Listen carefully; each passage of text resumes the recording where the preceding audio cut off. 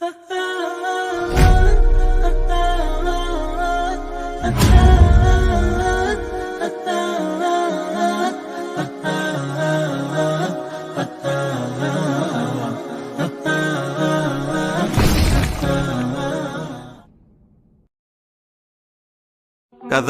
یطبع اللہ علی قلوب الکافرین، اور اس طریقے سے اللہ تعالی انکار کرنے والوں کے دلوں کے اوپر مہر لگا دیتا ہے۔ کافر کا مطلب انکار کرنا راہ حق سے۔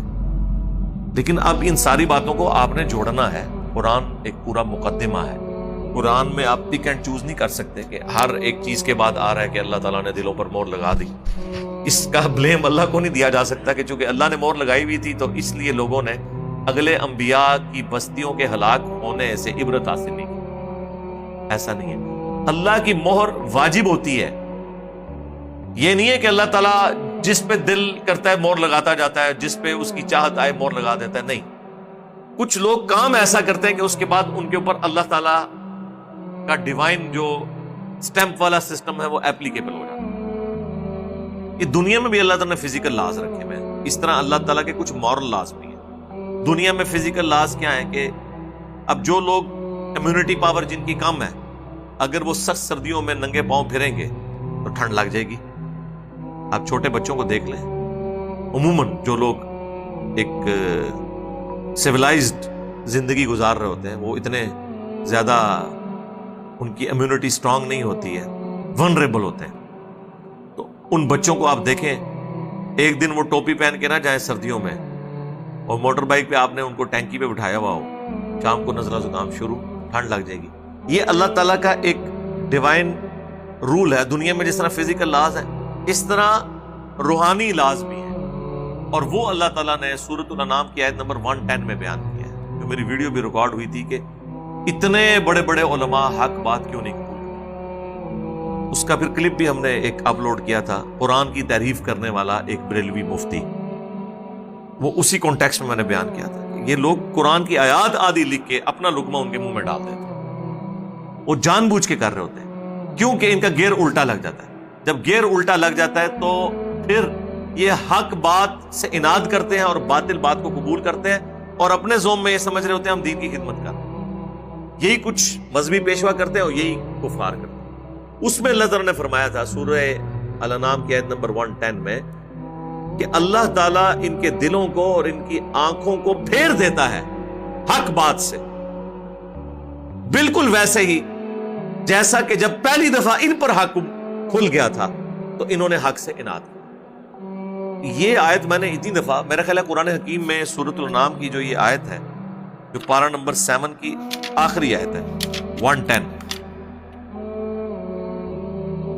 وَنُقَلِّبُ أَفْئِدَتَهُمْ وَأَبْصَارَهُمْ كَمَا لَمْ يُؤْمِنُوا بِهِ أَوَّلَ مَرَّةٍ، اور ہم پھیر دیتے ہیں ان کے دلوں کو، ان کی عقل کو اور ان کی آنکھوں کو اس بات سے کہ وہ حق قبول نہ کریں، جس طرح کہ كَمَا لَمْ يُؤْمِنُوا بِهِ أَوَّلَ مَرَّةٍ، کہ جب یہ بھی ایمان نہیں لے کر آئے تھے پہلی دفعہ جب ان پر حق کھل گیا تو اللہ کی طرف سے ان پر مہر لگ گئی۔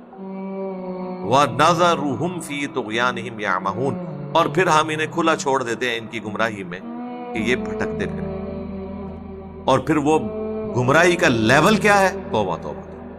وَلَوْ أَنَّنَا نَزَّلْنَا إِلَيْهِمُ الْمَلَائِكَةَ، اب اگر ان کے اوپر فرشتے بھی نازل ہو جائیں، وَكَلَّمَهُمُ الْمَوْتَى، اور مردے قبروں سے نکل کے ان سے باتیں کرنا شروع کر دیں کہ بھئی ہم تو مر کے عذاب میں ہیں، تم لوگ جو ہے نا اپنی آخرت ٹھیک کر لو، میرے خیال ہے اس کے بعد تو کوئی گنجائش نہیں رہتی۔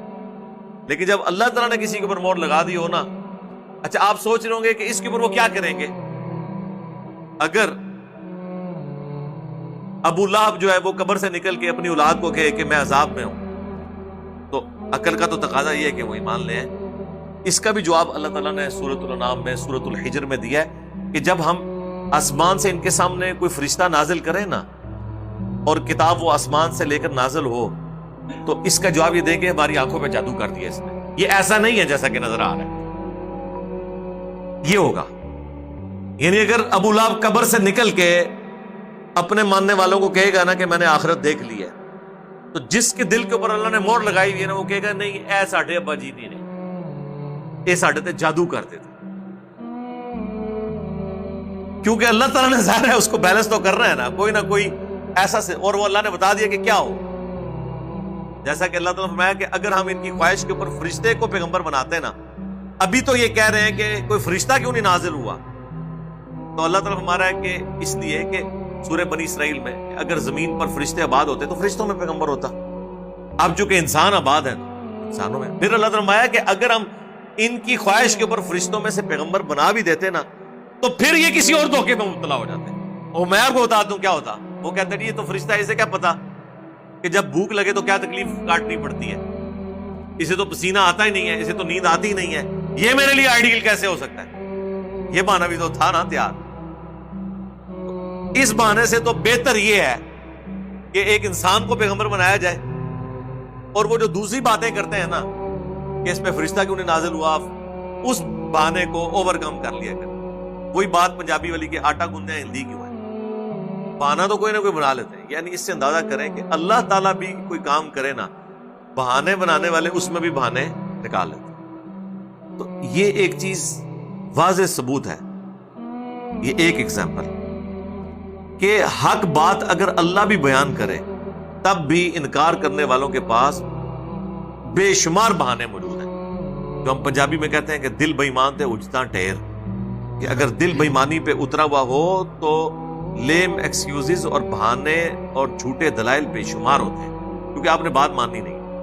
تو اللہ تعالیٰ بھی انسان کی اس مکاری کو تسلیم کر رہا ہے کہ انسان اتنا مکار ہے کہ اگر اس نے میری بات بھی نہیں ماننی ہوگی نا تو اس کے پاس بہت سارے دلائل ہیں.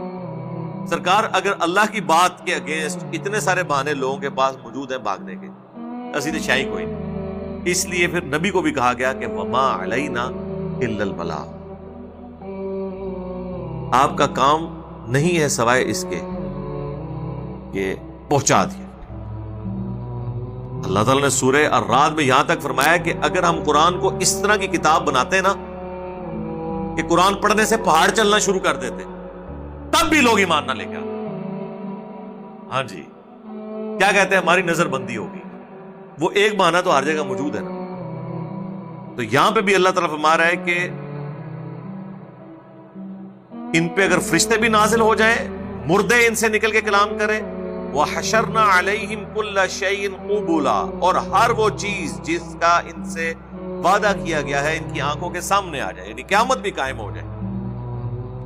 مَا كَانُوا لِيُؤْمِنُوا، تو یہ ایمان نہیں لے کر إِلَّا أَن يَشَاءَ اللَّهُ، ہاں اگر اللہ ہی چاہے کہ زبردستی کسی کو ایمان دے دے کہ وہ اپنا فتویٰ واپس لے لے، جو مور لگائی ہے وہ اٹھا لے، یا پیغمبر کی دعا قبول ہو جائے. جس طرح کہ صحیح مسلم میں آتا ہے کہ حضرت ابو ہریرہ کہتے ہیں کہ میری ماں بہت گالیاں دیتی تھی نبی علیہ السلام کو. ایک دن میں بڑا تنگ آیا، میں نے کہا یا رسول اللہ آپ دعا کریں کسی طریقے سے یہ ایمان لے. بس کوئی قبولیت کا وقت تھا، اللہ کے نبی نے ہاتھ اٹھائے. حضرت ابو ہریرہ کہتے ہیں میں نے وہاں سے دوڑ لگا دی، اور جب گھر پہنچا تو میری ماں نے کہا کہ باہری رو میں غسل کر رہی ہوں اور مجھے رسول اللہ کے پاس لے جاؤ، میں اسلام قبول کروں. اب یہ وہ چیز ہے جو ایک سمجھ لیں دھونس اور زبردستی کے ساتھ اللہ تعالیٰ نے کسی کو ایمان دے دیا، یعنی اس سے مور اٹھا لی. ادروائز اس طرح کے کیسز بڑے کم ہوتے ہیں. جیسا جامعہ ترمذی میں حدیث ہے، نبی علیہ السلام نے دعا کیا اللہ عمر بن خطاب اور عمر بن حشام، یعنی ابو جہل اور عمر فاروق رضی اللہ تعالیٰ عنہ، ان دونوں میں سے ایک کو ایمان کی دولت دے دے. اچھا اب لوگ کہتے ہیں کہ جی دونوں کیوں نہیں حضور نے مانگ لیے؟ اس لیے کہ اللہ نے آفر یہ دی تھی کہ ایک دے دوں گا تیری دعا کے اوپر. ویسے تو ایک بھی نہیں تھا ملنا، لیکن جب حضور علیہ السلام نے دعا کی تو پھر اللہ نے کہا کہ ٹھیک ہے پھر ایک دے دوں گا. تو انہوں نے پھر نبی علیہ السلام نے دعا کی کہ اچھا اگر تو نے ایک دینا تو مجھے اتنی چوائس دے دے کہ میں 2 بندے چوز کر لوں جو ڈومیننٹ ہوں. ویسے تو ان سے بھی زیادہ ڈومیننٹ ایک اور بندہ تھا، وہ ویسے ہی اللہ نے حضور کی جھولی میں ڈال دیا، حمزہ ابن عبد المطلب. کیونکہ یہ وہ طاقتور لوگ تھے کہ نبی علیہ السلام دنیاوی طور پہ چاہتے تھے کہ یہ ڈومیننٹ لوگ میرے ساتھ اٹیچ ہوں، تو ایٹ لیسٹ جو کمزور ہمارے پسا ہوا طبقہ ہے اہل ایمان کا، انہیں کوئی تکلیف نہ پہنچائے. حضرت حمزہ تو پہلے ہی ایمان لا چکے تھے، تو پھر حضور نے حضرت حمزہ کے بعد جو 2 بندے تھے جن میں سے کوئی ایک حضور مانگنا چاہ رہے تھے، تو پھر آپ نے 2 کی دعا کی، ان دونوں میں سے ایک. جو ہے نا مجھے عطا فرما، اور وہ پھر قرہ جو ہے حضرت عمر فاروق کے نام نکلا ہے، ورنہ آج ابو جہل بھی جو ہے وہ بھی رضی اللہ عنہ ہوتا، ٹھیک ہے نا. تو یہ ایک معاملہ الگ ہے. یہ اللہ نے کہا الا ان یشاء اللہ، ہاں اگر اللہ چاہے نا پھر وہ وقتی طور پہ کسی سے مور اٹھا لے، یہ ایک الگ بات ہے. ولکن اکثرهم یجہلون، لیکن اکثر لوگ جو ہے نا وہ جہالت کا شکار رہتے ہیں، کم فہمی کا شکار رہتے ہیں اس حوالے سے. ربنا لا تزغ قلوبنا بعد اذ هديتنا وهب لنا من لدنك رحمة انك انت الوهاب. آمین.